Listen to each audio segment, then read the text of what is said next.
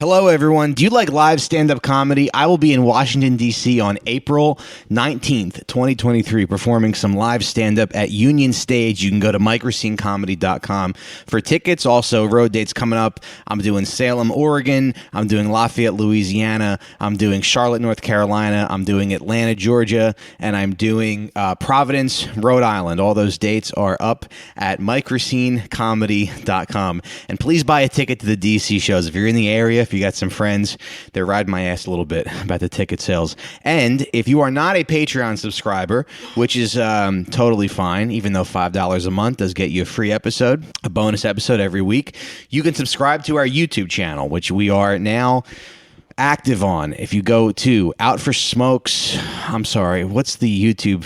Just if you search Out for Smokes, yeah, maybe our names channel, as well. You go to the channel with 47 or 300. You're out of breath right now. I know. Yeah, me too. For some reason, just wow. Yeah, it's probably long COVID or something. Yeah, probably. Or, yeah, probably long trip to Queens. Too fat to do your plugs.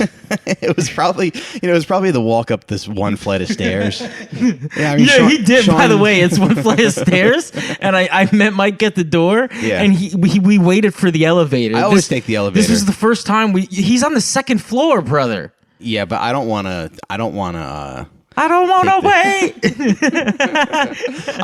wait for the ambulance to come get me because I walked up the stairs.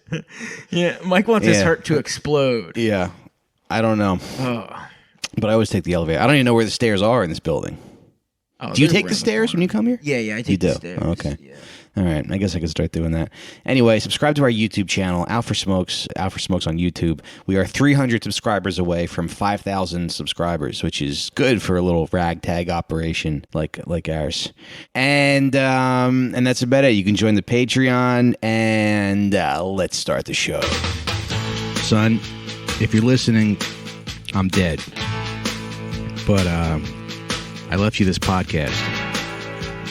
You'll be all right. Just pretend that I went out for smokes.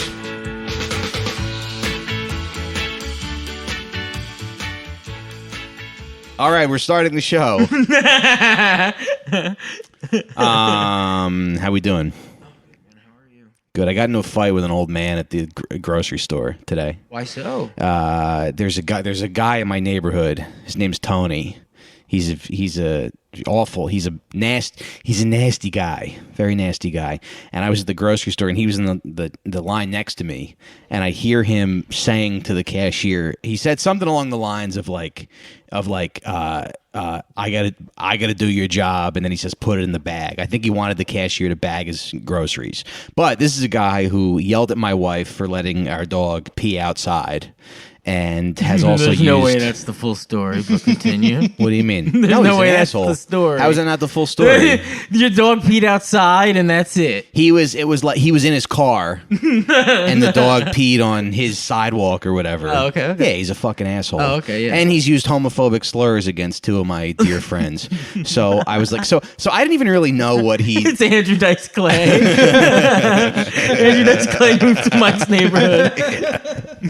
Hey, Rover, bend over. He's like, he's abusing my dog.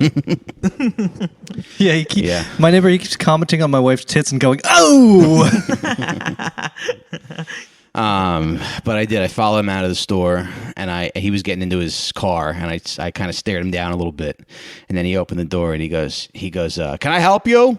And I'm like, yeah, you might want to watch that attitude. And then he said, what are you looking at? And I just kept walking. I don't, you think when you do Mike these things, ran away. I did kind of run away. No, and then what happened was like, so he got in his car and drove away, and then as I was walking down the street, I saw him park, and he got out of his car. I think he saw me. I think we both knew each other was there, and we both kind of like ignored each other, just because we just like kind of walked, like we didn't exchange any more words because we both like didn't want to. But this guy's a piece of shit. I know for a fact that he has a son who killed himself. Shut up. Yeah. So that's like how do you know for a fact? Because the girls, my friends Nicole and Natasha, who he's homophobic, he's homophobic towards, Mike is just collecting information in case he has to 8 Mile rap battle him later.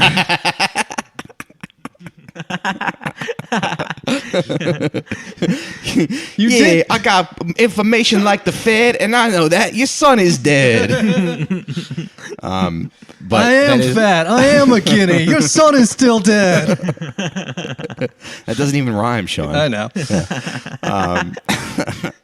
But that'll be if it ever escalates, that'll be the little ace in my, because I know the guy's, he doesn't know my name, but I know the guy's name. I'm gonna go, yeah, maybe this is why your son killed himself. Wow. Do you know why his son killed himself? No, but probably because he's got a terrible father. Do you know how his son killed himself? No, I don't. But yeah, he's a very nasty guy, and he got a little taste of his own medicine today. He got someone telling him to watch his attitude as I had my stroller with me and my dog. You know, things escalate, and then you're like paying neighborhood kids to find out that his son killed himself. You've got some sort of spying operation going. No, I think checking his mail. How do the women know? And he doesn't know where I live. I know where he lives. Whoa. Yeah. Okay. Well, because he's been so shitty to my neighbors that and so everybody on the block kind of hates this guy. So I think it'll be sort of like a Trunchbull type situation, like from Matilda, where we're all going to come out and start throwing our lunch at him till and then he's never seen again. Yeah. So, Tony, if you're listening, you don't want the smoke, buddy. Okay.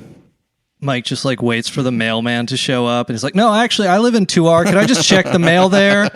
It seems like he's got some past due bill notices. This will be worth bringing up." Looks like he's got a picture of his son on his windshield wipers. I'll be taking that. Hey, Tony, I just wiped my ass with a picture of your dead son. He's gonna come back as Freddy Krueger if this happens. What? He's gonna haunt your children. No, I don't think so.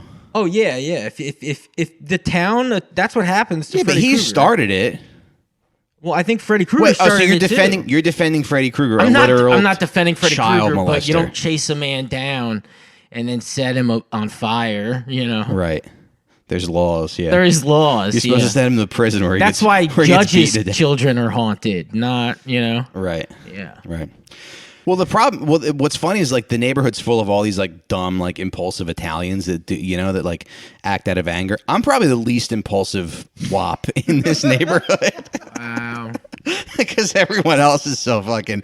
But I got a parking ticket one time because during street cleaning people double park. So I guess this guy was trying to get out and he my car was blocking him in. So I go to my car and there's a ticket on it and there's a note on it that says, "Leave your number next time. You're inconsiderate," and he spelled it wrong. I know he wrote it in a fucking WAP hustle bustle. And so I took a note of the car that I was blocking. I was only blocking in one car. And then later that night I left a note on his car and I said, the note just said, "There's nothing worse than a rat." That's what you wrote? Yeah. Oh my goodness. So now I know what this guy looks like and where he lives. And he also knows your car. No, he doesn't. No, I don't think so because I don't think they go that far to like take notes. To remember things. Don't remember things. Sure, Yeah, sure. they just But act you did. impulsively, but I did. Hot Yeah. damn. And also, I don't live on that side of the highway anymore. Oh, so they'll So it's never good. find you They'll out. never find me. It's amazing. Yeah. They do like an But if they America's do- Most Wanted, if but like they the lowest form of it. They Yeah. just jump over one street over. Yeah. He thought he had gotten away. But if they do find me, they probably will. They probably will torture me or something. Yeah, probably. You should put a rat on his car the next time you walk past. A rat, like a dead real rat. rat. Yeah, there's enough. You lying should put around. a picture of you hugging your son and write the word jealous on it. Jealous much? Just photos of different famous dads and their sons. Don't hate me because you ain't me. Yeah. It's like teaching your son how to play catch. Yeah. Well, anyway, all right, let's get into the episode. You guys asked for it, and we have it. We have a Sean. Somebody said the best episodes are the Sean-led episodes where you guys just don't talk as much and let Sean go. Yes. So we got one of those today for you. We got an episode. It's about the Sinaloa Cartel. Yeah. So Sean, go ahead. Go ahead. Yeah, I mean, we've done a fair number of, kind of more silly, less researched ones, and hopefully they were enjoyable. But like I said, I hope, at least 2 of them a month we'll do these kind of... Yeah, we've done a couple episodes where Scott goes, what if we talked about candy? There was a chocolate factory explosion. Yeah. There was? But yeah, so I wanted to talk a bit about, there's these 2 drug busts in Mexico that I think most Americans are not aware of. And I want to talk about the circumstances of them. And I think when I do, it'll become clear why these 2 drug busts are not much discussed in the U.S. media. And of course, this is my bête noire. It's about the Sinaloa Cartel of El Chapo Guzman and its links to the CIA or the U.S. government more generally. And I'll kind of go through that. But just to kind of start at the beginning, drugs, various estimates, illegal drugs taking maybe 700 billion, maybe 1.5 trillion a year. But we have really no way of knowing because obviously it's illegal. You can only kind of estimate it. But this is a lot of money. And of course, there's lots of banks that make a lot of money laundering the profits of that. And we now know that various intelligence agencies, including the CIA, they look at drugs as a great way to make off-the-books money that you can do various covert operations with. That's what Iran-Contra was. Now, how do the banks make money from laundering the drug money? I mean, they have to pay to use their accounts and stuff? Yeah, they just take a percentage, it's the same as if you deposit, $1,000 with the bank, they in turn loan that money out and they use it while you're not using it basically. And they make money off your money. Right. So if you're a drug dealer, and this is exactly what happened with HSBC as one example, they would just take in literally hundreds of millions and just have no questions whatsoever about where it came from. Right. And a lot of it was Sinaloa Cartel. Others of it was, terrorist financing and such. Wachovia Bank is now, I believe, bought out by Wells Fargo, but they were notorious for just laundering drug money. So, and there was a United Nations report that said that there were there were at least several banks that would not have survived the 2008 financial crisis without drug money laundering, because it was a source of liquid capital at a time when, everybody was freezing up their money. They weren't lending it out, but this drug money was still coming in. It was still liquid. And we are saying the banks were aware of this. Yeah. Yeah, like HSBC in particular, we're so far beyond rule of law that they've, you can read this all yourselves, but they were accused of, like I said, laundering hundreds of millions for the Sinaloa Cartel, and nobody went to jail. They just paid a fine, and then they basically just went, and they went into some oversight agreement with the Federal Reserve, and then they just kind of went back to doing it. So someone from the cartel says, hey, we have all this cash, and it's from Juan's Tacos or whatever. They have a fake business or something. Yeah. Does the bank just kind of look the other way? Or there's money laundering laws. They're supposed to verify source of income and such, but what you'll see happen is the banks are like anybody else. You kind of don't want to look a gift horse in the mouth. So if someone walks in your branch and says, hey, I want to open an account with $4 million, you don't want to ask too many questions that would trigger these money laundering reporting requirements and potentially stop you from getting that money. It's pretty great. So lesser cartels go to the bank and they're like, hey. Yeah, and they try to put in money and they're like, no. Yeah. And they're like, but the other guy is here. And he's like, yeah, but you're not as big, as popular as him. That's funny. I wonder what happens when you try to get a loan for your pasta sauce company. What the bank says. Yeah. Yeah.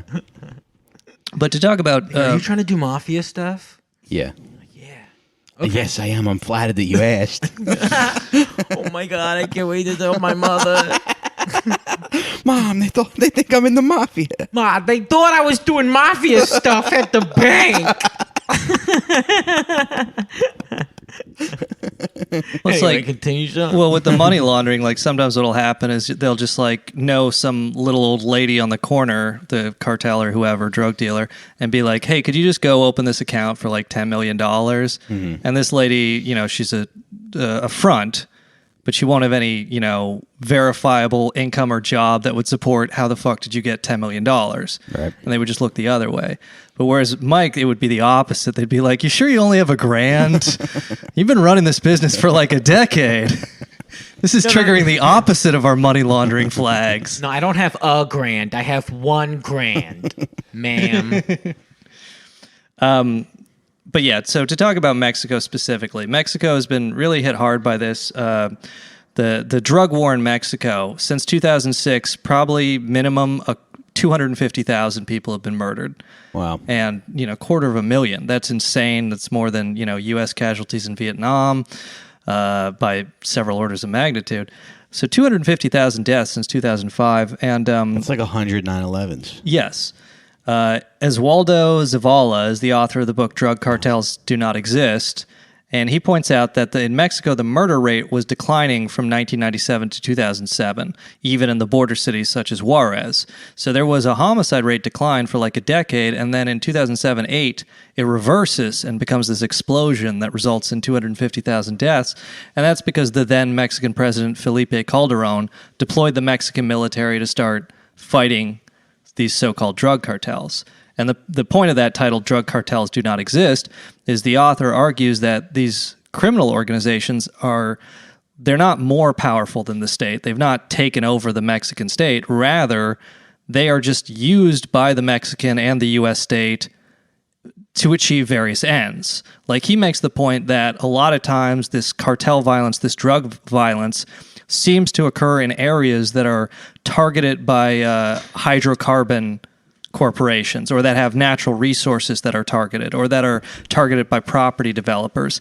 So essentially what you can do is you can just kind of use the power of the state to direct drug violence or drug dealing or trafficking to a certain area, and then that'll, bump up the murder rate, that'll destroy property values, that'll chase people out of the area, and all of a sudden, if you want to go in and buy shit, things are a lot cheaper. And, people have pointed out to me, the U.S. in the United States, police do a kind of similar thing where they'll just kind of, you'll know bad neighborhoods that have open air heroin markets or whatever, and the cops in the U.S. will kind of just direct it away from wherever the property developers want to be, so a neighborhood, let's say, that's just owned by mom and pop people, they won't really give as much of a fuck if there's, heroin trafficking or, open air drug sales or crack smoking or injecting. But if it's a property that's owned by a big developer that makes all the right political donations, they'll just kind of, push the traffic away. And you think the cops are conscious of that, or that comes from the city and they're sort of just yeah, this is what the city said? Mostly, I think the cops just follow orders. I think it all just kind of comes down, but it's kind of a disturbing thesis, and I think it's very correct, because there's a lot of talk in the United States about designating these cartels, these Mexican cartels, as terrorist organizations.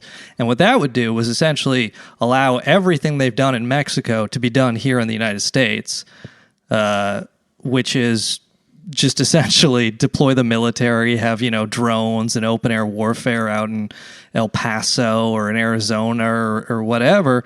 And I think what would happen is that all this violence would just be used by the state for very particular purposes, which, as we mentioned, is tends to be, hey, let's get our developer buddies a great deal by making these places shitholes and forcing everybody in them to sell their property for cheap. And then once they're out, then we can clean it up and make it all nice again, and our developer buddies can get a healthy profit.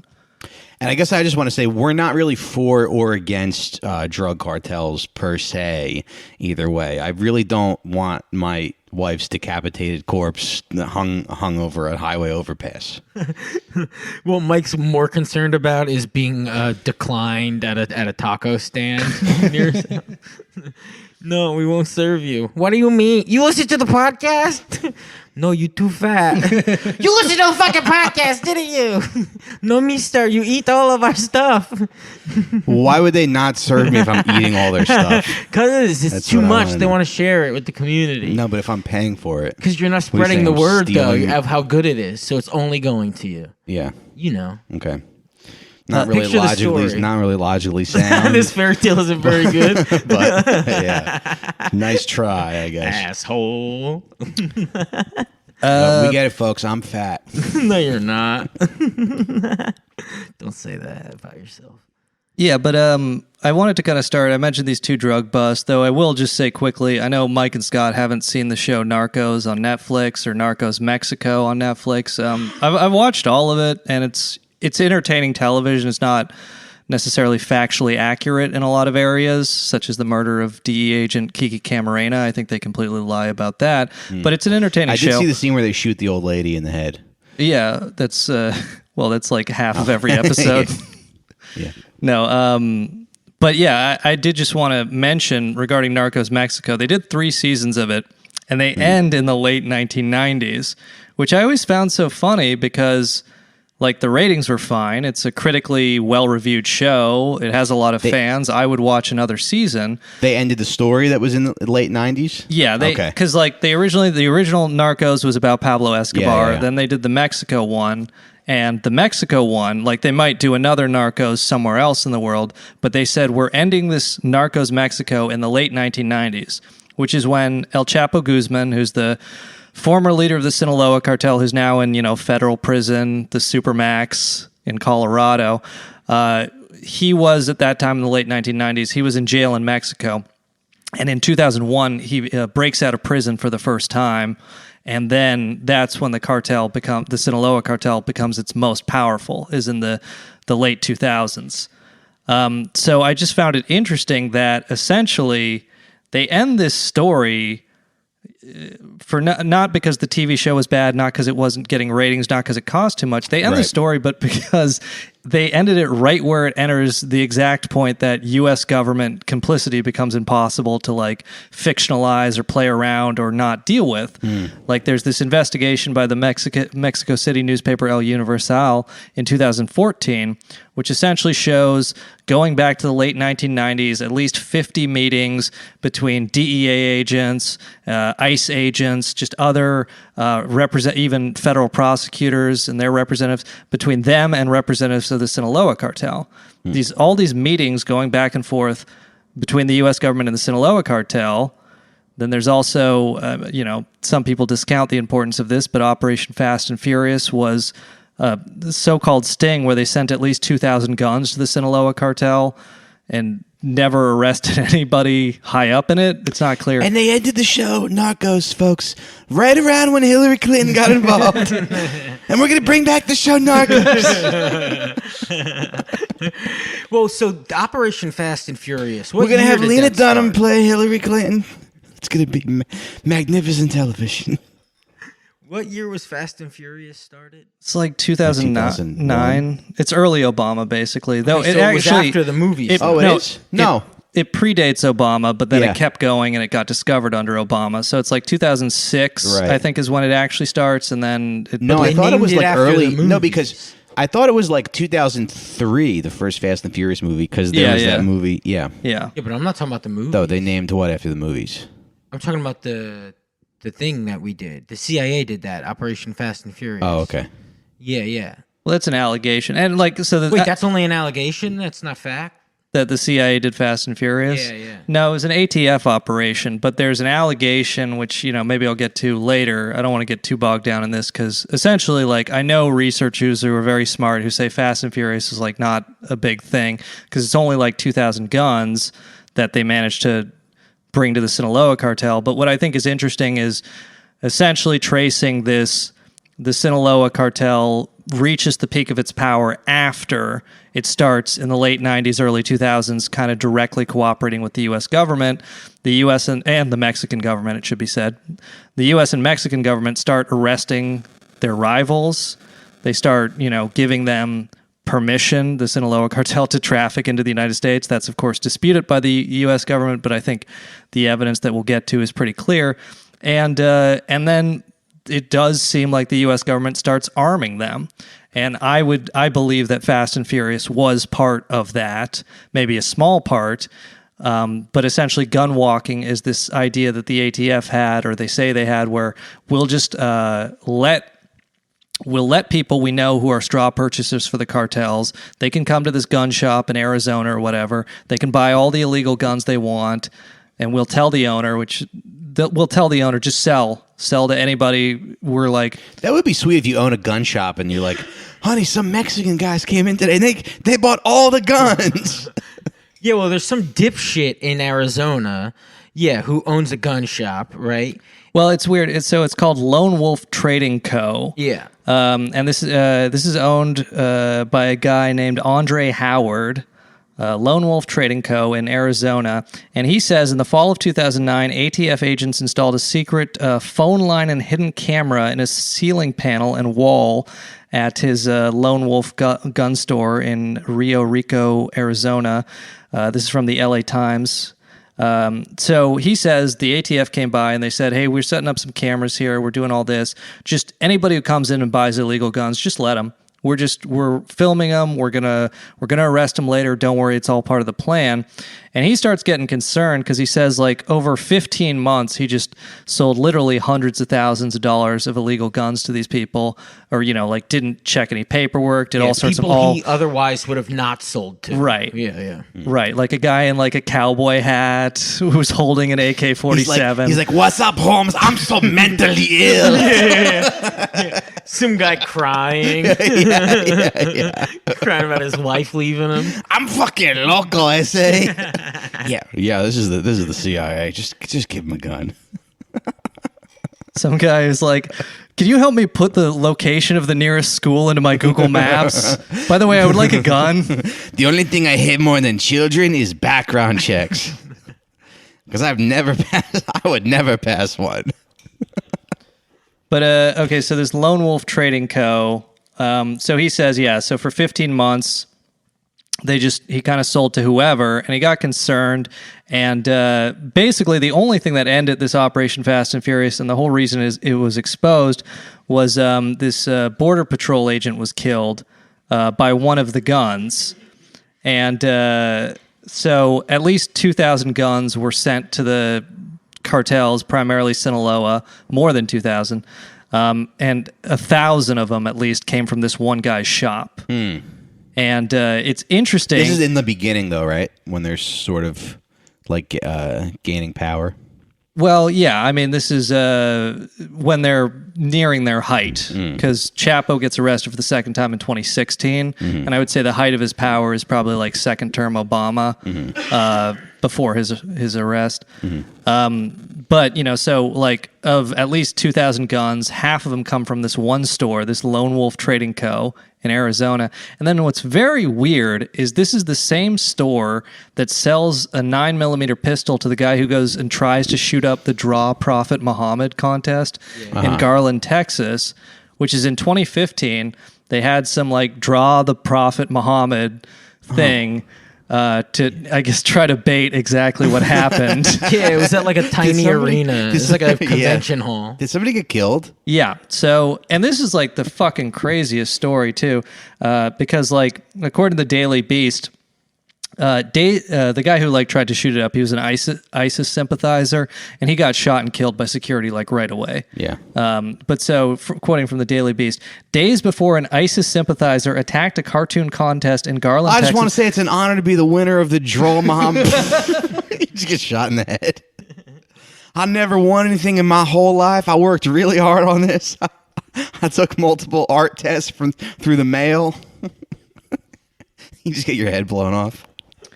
Daily Beast. Days before an ISIS sympathizer attacked a cartoon contest in Garland, Texas, he received a text message from an undercover FBI agent, quote, "Tear up Texas," the agent messaged Elton Simpson days before he opened fire at the Draw Muhammad event, according to an affidavit filed in federal court. So this FBI agent was texting this guy, telling him to go tear up Texas. And, this is from Boltzmann Booty on Twitter. He's found that essentially that same FBI agent who sent that text was literally sitting in a car behind the shooter and took a cell phone picture of the attack 30 seconds before it happened. And this FBI agent was at the shooting, taking pictures of the shooting, and then tried to tear out of there in their car, but they were stopped by local police and arrested. And now they say, oh, it's just all an accident, a misunderstanding. How amazing is that? Yeah, that's that's one of those things where it's so fucking blatant. I can't believe he followed him to the shooting, and it was someone in the FBI is in contact with this. He's a kid, right? He looks like an anime fan, Leonard, whatever. He buys a gun from the same place that the Mexican cartel would. You hear what Sean just said. Yeah. He goes to this fucking Draw Muhammad thing with another guy. He's with another guy, his roommate, who also wants to kill That's people. life in America. We're just so afraid of sending our kids to school or to a Draw Muhammad contest. Gun violence is out of control. And oh my god, yeah, they fucking show up, and this whole time, so then the guy, you know, the FBI agent writes, tear up, where is it, Texas, yeah, and then he wrote He texted back, the guy that did it. yeah, the guy who did it, this Leonard kid, right? Yeah. The FBI agent texted him that, and Leonard wrote him back like, hey, you don't be that obvious through text. He's like, hey, you saw what happened in Paris, like I already know. Talking about that Paris shooting at that concert, Eagles of whatever the fuck. Yeah. But yeah, then the FBI agent followed him there. Yeah. Took pictures of him doing the shooting, and then drove away as the shooting was happening. And then was like, oh no, coincidence. right. But that doesn't really make sense. Do you think it's an FBI agent gone rogue? Like he lost it? What is his fucking defense? No, There is I mean, no defense. the defense is that, it's a coincidence that he was just there. It was nothing about, he wasn't actively trying to promote and provoke a shooting. But no, I mean, I think we have enough stories of the FBI entrapping people, but also just kind of letting the plots go forward, that I think there are people within the FBI who do actively try to promote shootings and terrorist attacks. Try to drive people crazy. Because it justifies their own budget, and it pushes them closer to what they really want, which is a domestic terrorism bill. Like, that's what the FBI really wants, because that's a total power grab, because you don't even have to do anything illegal. They just say you're a terrorist. There's no fucking definition of that. It's just a person who disrupts the U.S. government, or, you know. Or Mike taking a shit at a Walmart, you know. What do you mean? They go, that's terrorism. What's to define terrorism, you know? Yeah. The next thing you know, they throw you in a work camp along with actual American terrorists. Mike getting all walked. because you stunk up the Walmart like you do once every couple months. I mean, it is kind of a low form of terrorism. Yeah. The stuff I do at my You're also in my jail gym, with them. the Starbucks bathroom in Times Square. You didn't even buy anything, and you got in. There's a code for a reason, sir. Yeah. I and you figured go to out the jail code. for I that. watched a lady put the code in, and then that's like the first level of terrorism. Yeah, absolutely. What my ass does in a Chipotle what that bathroom. ass do? Terrorism. To be quite honest. Yeah. Mike getting waterboarded at Guantanamo Bay because he took too bad of a shit somewhere. It's his ass, though. wait, let me say something. Yeah. You're like, James Bond. Instead of freedom at the end of Braveheart, it's him Just farting. take another shit. Yeah. Just farting really loud, and everybody in the audience like being empowered by that. Yeah, that's comedy. It is funny. We do have kind of like a mixed audience, like people. I think we have a diverse group of listeners. And I was reading a Patreon comment. Somebody goes, "Oh, great! I love booger talk from Mike and Scott." Yeah, I saw that too. But yeah, so got a little off topic, but I did think it was relevant and interesting. But what I wanted to start with, or at least how... but the FBI they're just blatantly promoting shootings. I believe terrorist so, yeah. attacks. I mean, you know, obviously, if you say that, you get called a conspiracy theorist. And Right. of course, the FBI denies it. Right. But I think we have enough incidents. Like, I mean, the one in Garland, Texas that we just talked about is so blatant to me. Like, it's insane. There's no other explanation for why an FBI agent texted this shooter, tear up Texas, and then was in the car waiting right before the shooting started, taking pictures of it. Yeah. There's no other explanation except they are trying to push this guy to do terrorism. Yeah. What does the library want you to do? What does the library promote? The library? Yeah. What do you mean? What does the library promote? Reading, right? Reading books. Yeah. Because that's how the library gets to operate. Yeah. The same with the FBI. Right. It's If there's no terrorism. Wouldn't it be cool? Aren't you so sad? Kill everybody. Right. That's how they make their money. It's like why the library has these posters of hot women reading books. Yeah. Is why the FBI has Muslims going out and doing terrorism. Yeah. Which We're just also, doing an anti-reading podcast. I saw the woman. I watched an interview with the woman who started that convention, the Draw Muhammad convention. Yeah, she's kind of hot. You saw her. She's not bad looking. And she's from up here. She's like from up north. Oh, I didn't know that. Yeah, this happened in Texas, but she is Jersey trash. I think she's chewing gum in the interview. Yeah. Nice. Yeah, it was pretty hot. I'll show you after this. Okay. Patreon.com/OutForSmokes will have full nudes of that woman. We should pay that lady for nudes, and then hopefully with the money that we make. Well, yeah, we should ask her to draw nudes. Yeah. Be like, we heard you're an artist. You're the woman who did the Prophet. Actually, why don't we do that? We'll draw that lady naked, and we'll post it on the Patreon. We'll do a contest. Yeah. Please, nobody shoot it up. Yeah. Right, and then you just write on it, the Prophet Muhammad. Yeah. No, we'll draw that lady getting fucked by the Prophet Muhammad. Yeah. Hey, what about a rapper named the Prophet Muhammad, but it's PROFIT? That would be pretty cool, right? Yeah. The Prophet Muhammad. Yeah. There's no S's or C's in his name to put dollar signs in there. No. Yeah. But we could figure that out. Right. Yeah, his album goes platinum after he gets his head cut off by ISIS. It's just really like the worst rap you've ever heard. Yeah. Cha-ching. I don't know. Yeah. But anyway, so kind of where I wanted to start the episode, or at least continue it now that we've kind of gone down a couple different angles. But what I thought was so interesting is these two drug busts I mentioned that most Americans are not aware of. And I'll just kind of go through the story of both of them, and hopefully it becomes clear. So in 2007, specifically September 24, 2007, a Gulfstream 2 jet crash landed in the Mexican jungle near Cancun.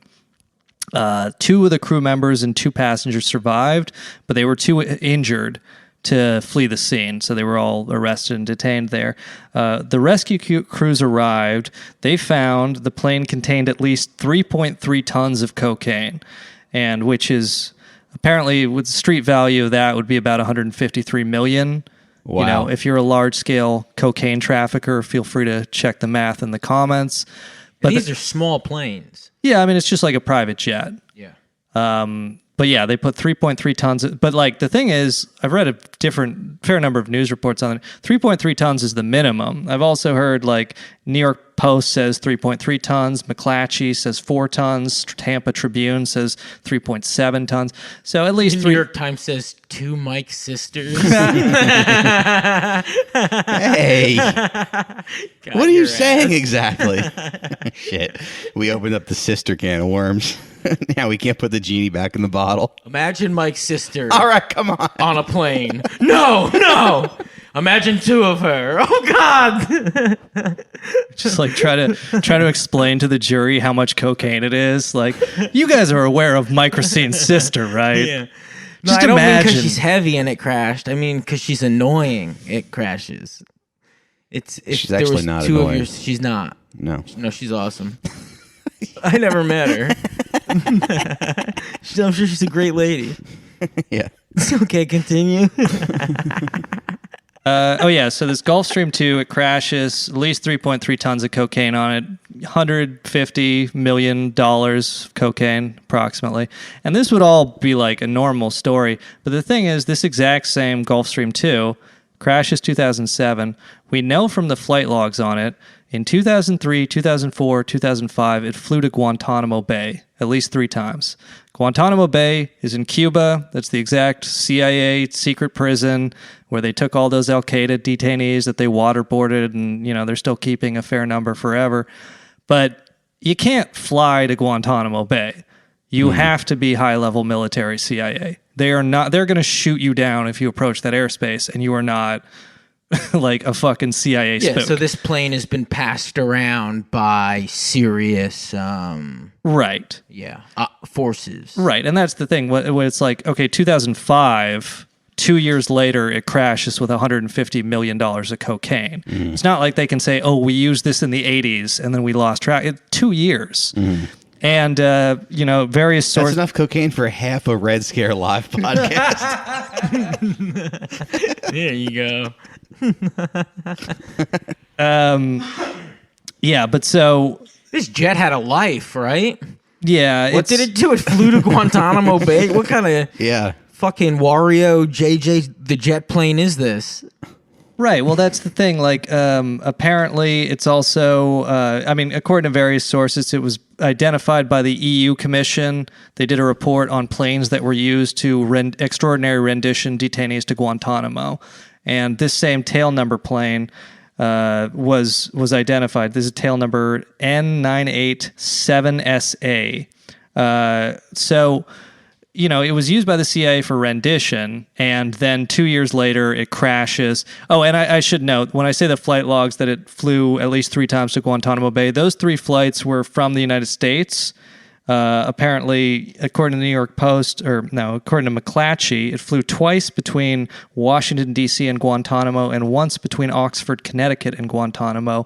And I've heard people say that if it was flying from the United States to Guantanamo, it was probably taking interrogators or other high-level personnel, like not taking, black bag terrorists from on the U.S. flights. Top-tier interrogators. Yeah, just the guys who did waterboarding or whatever were probably flown on this jet. Deborah. Yeah. So, it sounds like you're getting some emails from ISIS.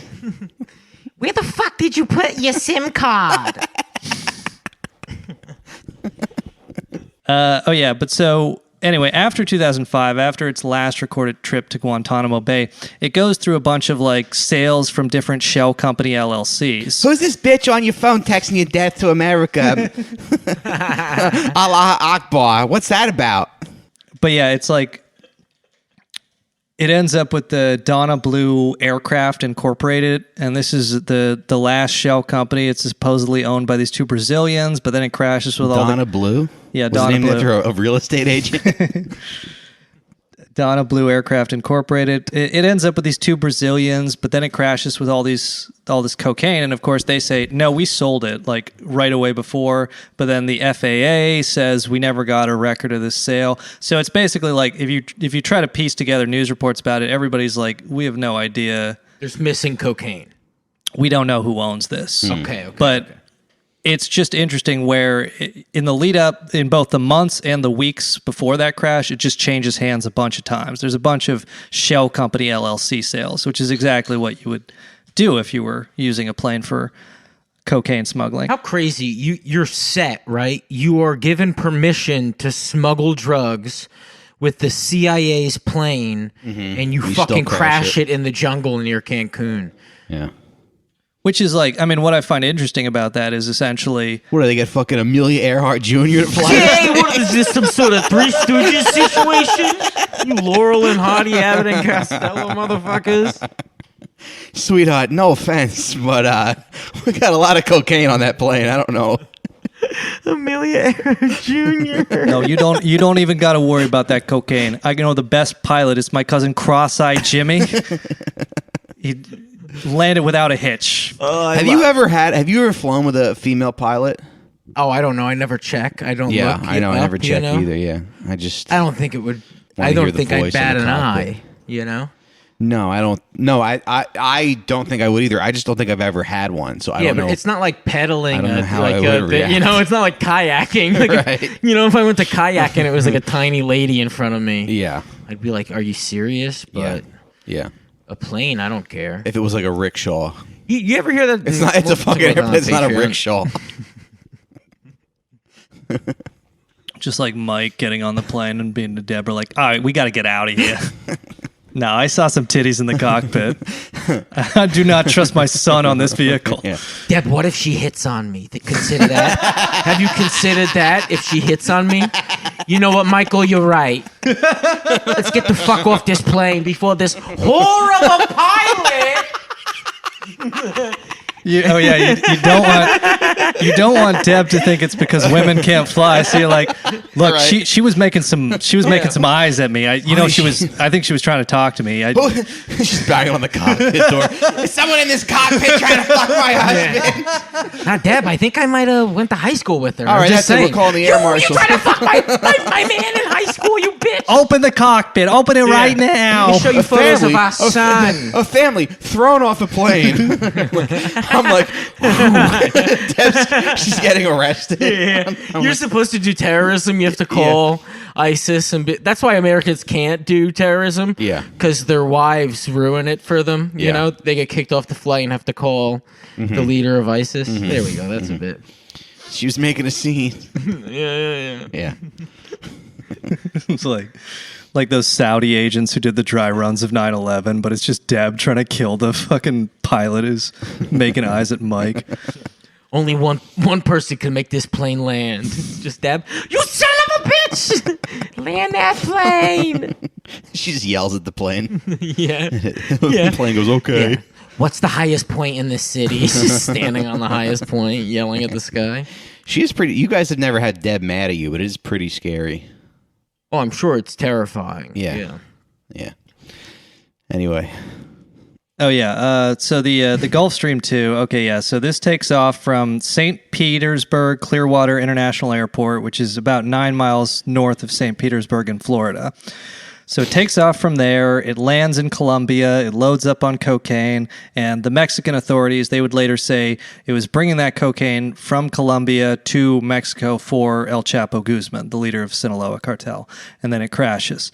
But then we get to another event that is similar, but it happens not even a year earlier. So on April 5th, 2006, a DC9 is a different type of private plane, a DC9 leaves this same fucking airport, St. Petersburg Clearwater International Airport.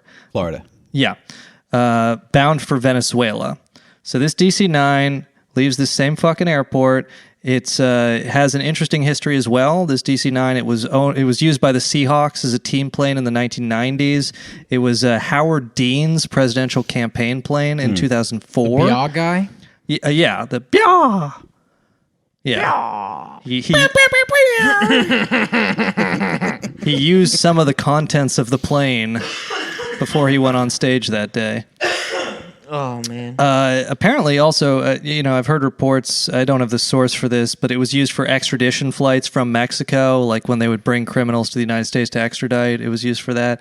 But regardless... It was used to torture people at Guantanamo. They try to stick it up their ass. Is that anything? Yeah. No. I think it is, Michael. No, I think you should riff it out for like 3 minutes. I think that's a bit. You slowly push a plane into a man's asshole. Before we recorded, we can't just fall back on jokes about things going in an ass.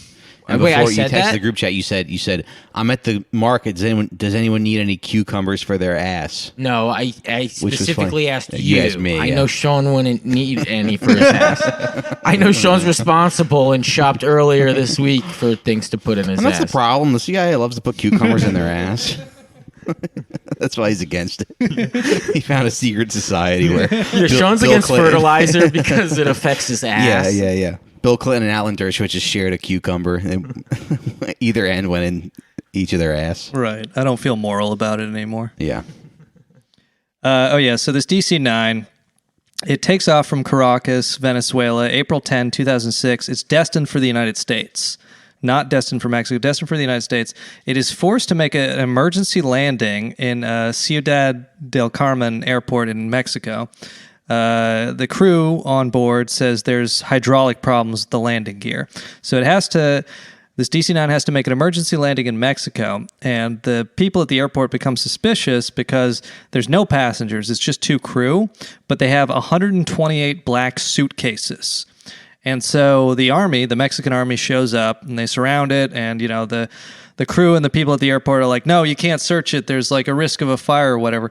But the Mexican army goes in, and they... Hey, what's the Mexican army look like? Mike, do an impression. This is the Mexican army. Yeah. Put your hands up.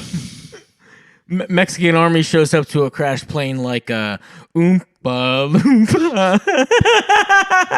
Got him. Come on. All right, go ahead, Sean. So they show up, and You've got some cocaine for me. 128 suitcases, black suitcases. They're filled with 5.5 tons of cocaine. So even more cocaine than last time.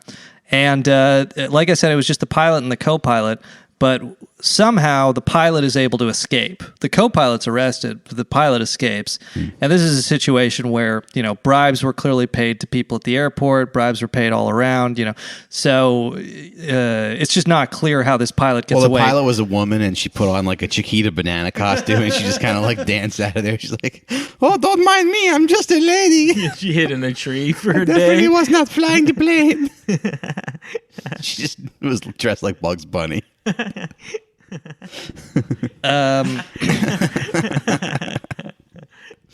But so this DC-9 airliner, there's a researcher named Daniel Hopsicker, who I think is good, but some people in the mainstream press have dismissed as a conspiracy theorist. So if you want, you can take this with a grain of salt. Okay. But he's linked this DC-9 airliner.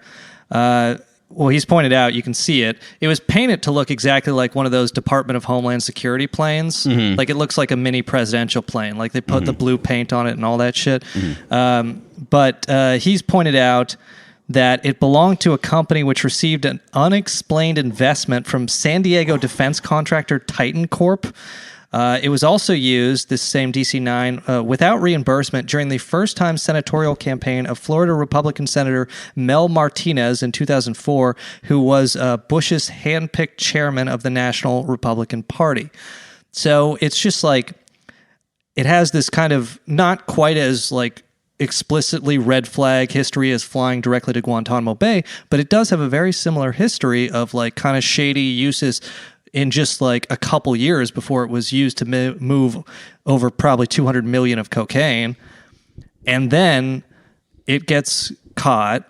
And also just another weird thing, Porter Goss was George W. Bush's CIA director. He resigns on May 5, 2006. It's still never been explained why he resigned. Like he was just confirmed in September 2004 as CIA director, and then he's out May 5, 2006, which is just a month after this first cocaine bust plane. So, that's not proof, but there's never been any actual explanation as to why he just kind of resigned suddenly for no reason. But then, okay, we can finally link these two planes because the Mexican authorities, the Mexican Attorney General, they arrest a financier for the Sinaloa Cartel, and they say this guy bought both of these planes. And so, that kind of leads us into this whole thing where it's like these two planes with almost 10 tons of cocaine, one of which is very explicitly linked to the CIA. The other one seems pretty linked to the CIA. Hundreds of millions of dollars worth of cocaine being brought into the United States. Mm-hmm. The vast majority of planes don't crash. The vast majority of planes don't get searched at the airport. So it's like we only know about these two. Yeah. Because in one case there was a crash, in another case, Why are they crashing?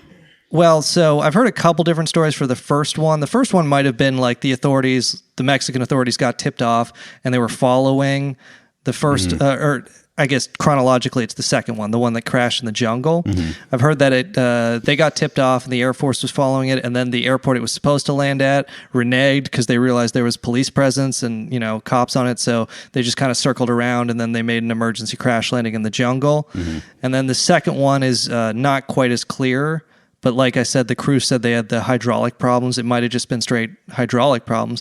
But whatever the case was, it's like the vast majority of planes are not caught. And you have just two examples that we only get to learn about through chance, where you have 300 million of cocaine.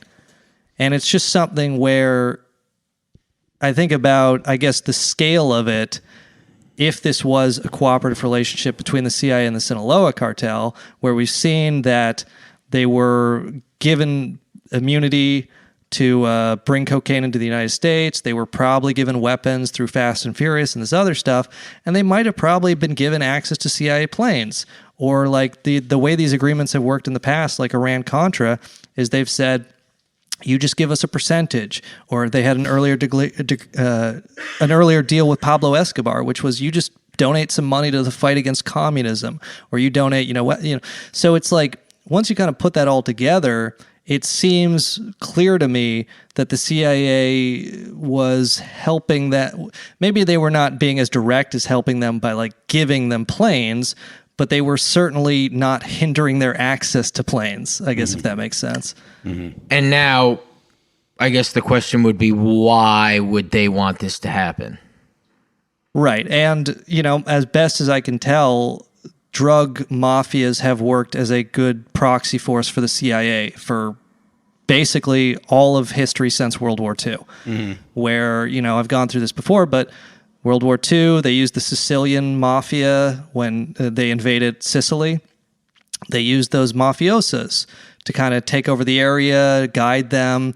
And they really actually put a lot of mafia people who Mussolini had imprisoned or, exiled, they put them back into power.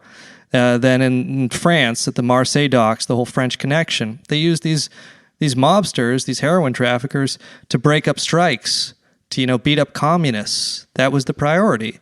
Mm-hmm. And then Southeast Asia, Vietnam, the KMT, the remnants of the government that was overthrown in China. In Laos, they used heroin to support their proxy armies. In Afghanistan, just both in the 80s, and then just recently, the Northern Alliance, all our forces were heroin mafias, or the Pakistan's ISI, the Pakistani military. This all supported by heroin. They weren't like great, right?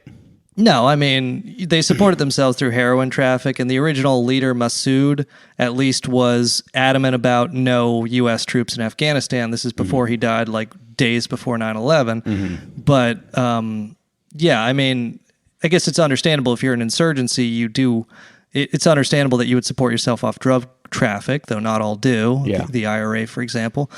But the point is, if you're trying to, let's say, keep drugs out of your country, why are you supporting all these other proxy forces, all these other drug forces, or, Colombia, the Colombian military, and all these right-wing paramilitaries that murder union organizers in Colombia? They support themselves through the drug trade. Right. And what you kind of get to is this point where you can maybe justify it in like a local area if you want to close your mind and say the goal of defeating communism is more important than stopping the drug traffic.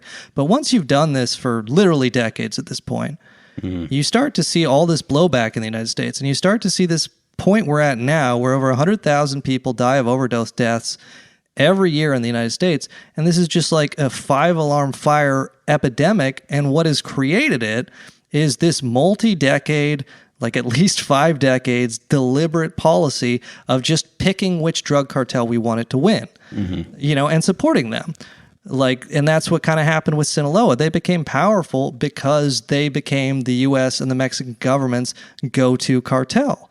But there's so many other areas where they've done that exact same policy, and what it has done is it has made all of these different cartels more powerful and made them more integrated into the U.S.-led world order. Right.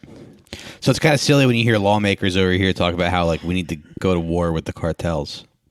Yes. Right. Yeah. And it's it's literally, they have these various bills that you can look at to declare the cartels a terrorist organization, but it's always clear, it'll say that explicitly in the legislation as written. They won't say all the Mexican cartels. They will name specific Mexican cartels. And that's exactly the same way this shit worked with the Sinaloa, where the government, they will use the U.S. government or the Mexican government, they will use the war on drugs, and they will use it to prosecute the enemies of their favored cartel. Mm-hmm. It's never been about wiping out the drug trade. It's been about wiping out the enemies of our favored drug clients. They're in cahoots with. Right. Which kind of seems like it's El Chapo's people, or, well, now, whoever that is, right? Right. The U.S. government or the CIA or DEA, whoever, they pick a winner, and then they can, at a moment's notice, flip.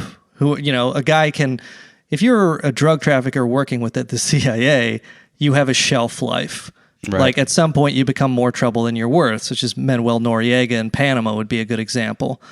So as soon as you're more trouble than you're worth, they just move on to the next guy. Well, I saw Lindsey Graham, who I could give a shit about, but he's super pissed about Mexican cartels over the last week, and he wants to go to war with them. Mm-hmm. And what he said, and what I liked, because it sounded like it was out of an action movie. He's like, I did cocaine off a man's penis last weekend, and it wasn't very good. He's like, someone's going to get this cocaine out of my ass, and I don't trust these American doctors, so someone, please, if you could suck this cocaine out of my ass. Sean, I had a guy take a straw, suck it out of my ass for about half an hour. I need one of your cartel men to get over here and do that for me. But anyway, he brought up a great point, which is, and I agree that these cartels are working with the government, whoever the fuck's doing it. But Lindsey Graham is you're not hiding in caves like the other enemy was or is. Mm-hmm. We know where your mansions are. You're living in mansions. We know where you are. We can come get you. And that's such an interesting part of this where, they can let all the drugs into this country that we want, so long as it, causes issues here and creates an enemy over there, right?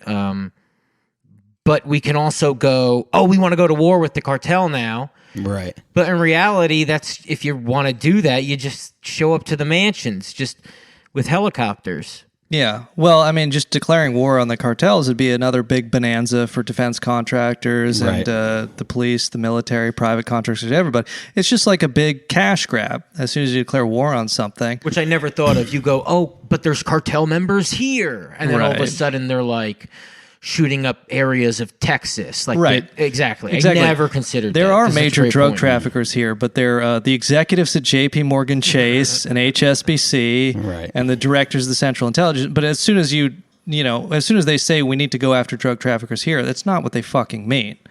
They just want to like create a war zone in the Arizona-Texas border area.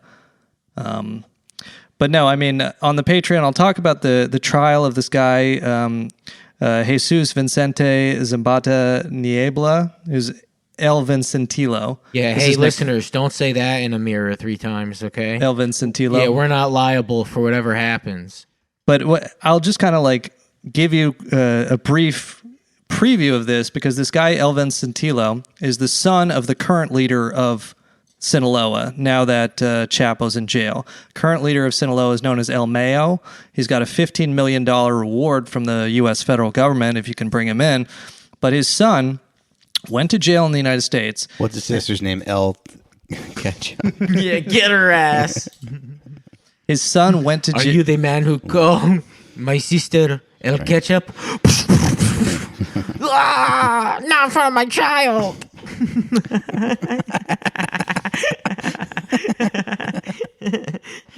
El Mayo's son went to jail in the United States in 2011. He went to trial, and the trial of it is how we got all this information, how El Universal got this information about the cooperation with the Sinaloa Cartel, because all these DEA agents and federal prosecutors, they had to testify, and I'll kind of go through that. But what I find so interesting is this guy, El Vincentilo. He goes to trial. He pleads out in 2013. He testifies against Chapo in 2019. And then he pleads out. He admits to trafficking literally billions of dollars, or at least $1 billion, into the United States. He admits to kidnappings, murders, plural, all this stuff. Sentenced in 2019, after he cooperates against Chapo, he's sentenced to 15 years in prison. He's out of jail in 2021. He does 2 years in prison for multiple murders, kidnappings, importing billions of cocaine, and the federal government won't really say where he is, what he's doing. They won't confirm or deny he's in witness protection.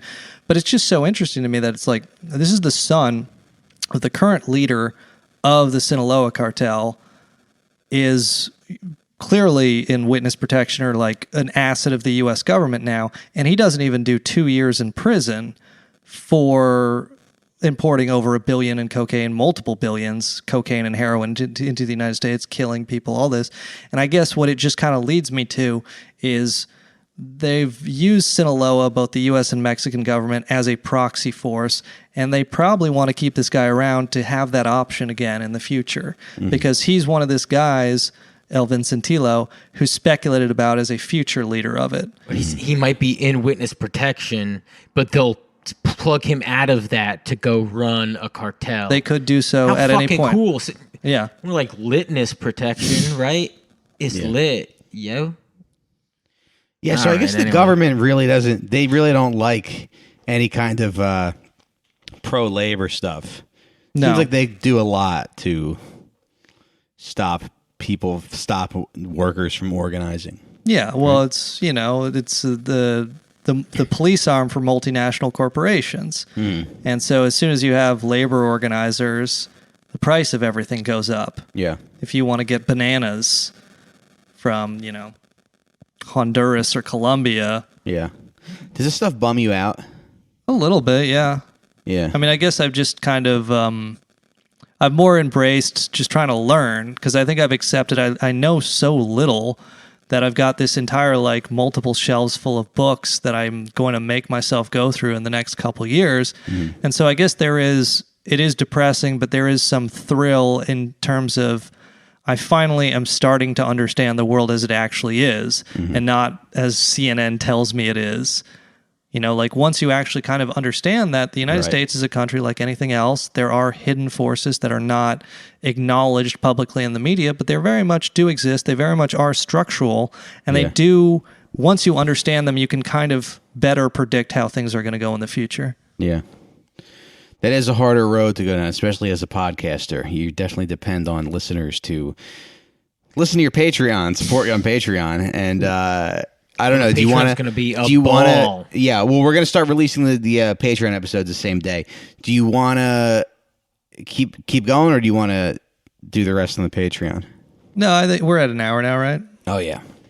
Okay, so hour 7. Okay, so let's continue. I have more about the trial of Elvin Santillo, and you know, if I haven't convinced you, the listener, yet, I got some more evidence on the other side, and if I have convinced you, I got a couple interesting stories, I hope. Nice. Yeah, if you don't think the feds are smuggling drugs, explain Mike's asshole.